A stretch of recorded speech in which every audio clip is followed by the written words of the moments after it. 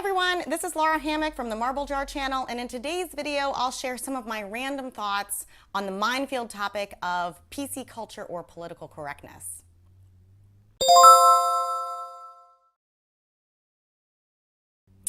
Full disclosure, I am super liberal and I'm not ashamed of it, but please hear me out. I know that there are always two sides to every issue. Opinions around political correctness are complicated and problematic, and I know that because even some of my most liberal friends and family feel like it's gone way too far. So first, let's establish some definitions. Here's the first definition that comes up in a Google search, and I think it's a pretty good one. The avoidance often considered as taken to extremes of forms of expression or action that are perceived to exclude, marginalize, or insult groups of people who are socially disadvantaged or discriminated against. So this is anything from terms perceived as derogatory, like calling Italians Wops, to stereotypes about groups of people, even positive ones, like all Asians are good at math, to celebrations of events or people that are not important to or actively offend folks, like Columbus Day, saying Merry Christmas, or Confederate statues. So I happen to like my father-in-law's definition of political correctness. He is a man of few words. When he speaks, it's usually either about WVU sports or it's something profound, and occasionally he can get those two things to intersect. In this case, he says that political correctness is the basic civility that allows people with different beliefs and backgrounds to engage in discussion. So just think about that for a second. Political correctness is the foundation that allows us to talk to people with different backgrounds about things we might disagree about. So let's take an extreme example to try to see this argument from both perspectives. The scenario is you've just met someone, let's call that person Jane, and you're having a polite discussion. So what if during this discussion, Jane insists on referring to you by your most privately hated nickname? Let's make it Half Pint. I'm sorry, Half Pint, but I have a slightly different take on that. Or, that's a really interesting point, Half Pint. She has no idea that that nickname bothers you, but it's hard to get around the fact that she keeps calling you Half Pint. Okay, so what if you politely told Jane that you would prefer that she used a different name for you, and she said, "Oh my God, you are being way too sensitive. You just need to get over it." Can you see how that might stifle your previously polite conversation? All right, now let's take it from the other perspective. Let's say, for the sake of this example, that you can't call her by her name, Jane, so you're trying to figure out the best way to refer to her. You don't want to offend her, and you are legitimately struggling to find the appropriate term of address. You start out with Miss, then Ma'am, then Lady, then Madam. All of these feel like totally benign terms to you, but every time you use one, Jane says, "Oh my God, you are such an idiot. Don't you know that term is completely offensive to me?" Ugh, what a moron. Can you see how this polite conversation might end quickly? So obviously this is a ridiculous and extreme example, but you have to admit that some of Jane's responses sound a lot like our public discourse right now. I feel like there are a lot of arguments around what really constitutes legitimately offensive words. You know, "Oh, the term redskin is fine. It's just an archaic term. You shouldn't be offended by that." But you know what? It's not really up to me. It's totally personal. And telling someone they shouldn't be offended is like telling someone they're not really angry. First of all, they are the only ones who can make that call. And second of all, it only makes the situation way worse. So let's take that above situation. I'm guessing being called by the nickname Half Pint probably wouldn't bother you. But unless you are a cisgendered, straight, able-bodied, neurologically typical, Protestant, upper middle class white male, and I'm sure I've left some things out here, you will immediately think of some stereotypes and terms that do not feel great to you. And even if you are in that elite group that I just mentioned, you won't have to dig far to find a term that offends. Are you a little short? Insecure about your intellect? Not great at sports? Slightly chubbier than you'd like to be? So now think about that term, or let's be honest, terms. That's a hot spot for you. Do you want someone to tell you that you don't have a right to be offended if someone repeatedly refers to you that way? Of course not.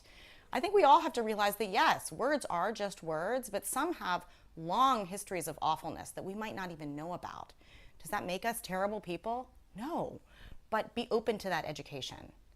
And another thing, just because someone uses bigoted language does not give you the right to be awful back. So here's a phrase that I hate with a red-hot passion: white trash. What the hell? How are people trash?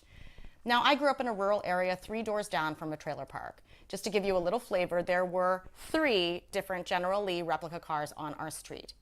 You know, from the Dukes of Hazzard. So one even had the doors welded shut and the horn.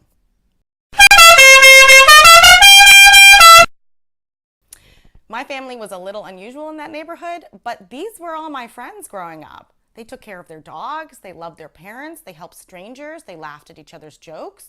You know, not trash, people, lovely people, who probably raised their eyebrows occasionally at the hippy-dippy mixed race family down the street with loud roosters and random structures in their backyard. My point is, don't be mean and don't feel superior. Liberals can be bigoted too. So here's the challenge. Let's stop using language as a weapon and start using it as a tool to understand each other. Give people the benefit of the doubt. Just because they don't have your worldview and your opinions and your experience doesn't mean they're not basically a good person trying to do the right thing. Everyone is complicated. So here's something I heard recently. If a person does something bad, we explain it differently depending on whether we believe that person is in our group or outside of our group. So if that person is in our group, we attribute their actions to situational or external forces. So our cousin gets caught cheating on a test. Well, she was under a lot of pressure. She was in way over her head. Everyone else was doing it.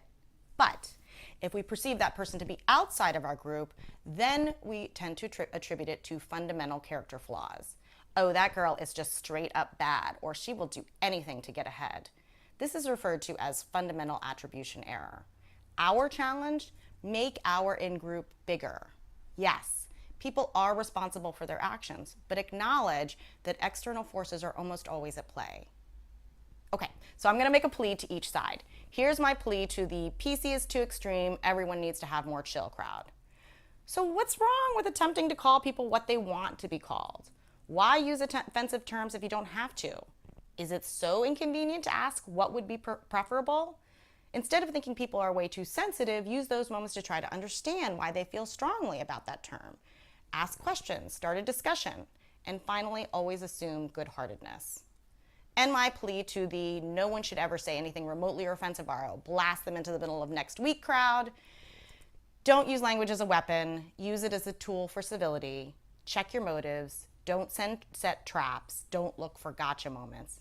Be generous. This is hard. The terms change. And sometimes when you're not immersed in a world, it's hard to remember, for example, for LGBTQIA, what the I and A at the end stand for. Please forgive me when I missed up. Don't lynch people verbally. Don't pile on online. These are human beings on the other ends of these exchanges.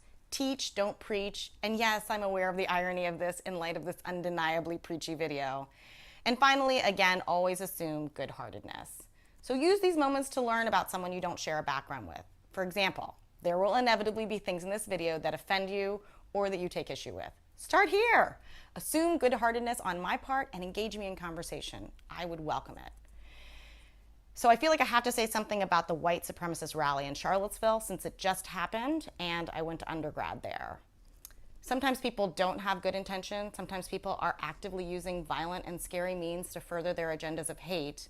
All I'm saying is we can't fight hate with hate. We do have to call it out, shine light on it, make changes, but we also have to recognize the humanity in everyone, even people whose ideologies are abhorrent. So let me end here with a story about national treasure Daryl Davis. Do you know who he is?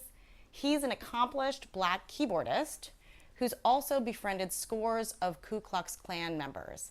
His approach line is, how can you hate me if you don't even know me? He has a growing collection of KKK robes in his garage from Klansmen who have renounced their membership after spending time with him. Do you think he lectures his KKK friends about terminology and sets verbal traps for them? I doubt it.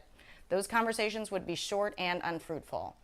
Look, I'm not saying that there's not real work to be done on real injustice on a macro level, but on a micro level, Daryl Davis is making a difference one friendship at a time.